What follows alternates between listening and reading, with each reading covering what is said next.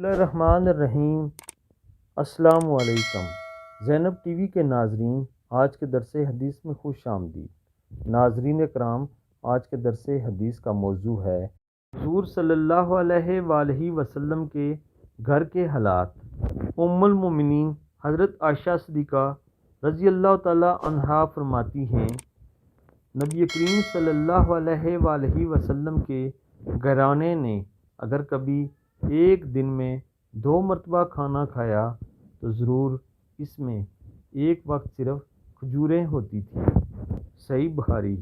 اکرام، ہمارے پیارے نبی صلی اللہ علیہ وآلہ وسلم کئی دن تک فاقہ بھی کیا کرتے تھے، اور جو چیزیں میسر ہوتی تھی ان میں سے زیادہ تر صدقہ کر دیا کرتے تھے۔ اس لیے آپ کے گھر میں اگر کسی دن کھانا پک بھی جائے تو وہ ایک وقت ہی کھاتے تھے، جبکہ دوسرے وقت میں کھجوریں کھا کر گزارا کر لیا کرتے تھے۔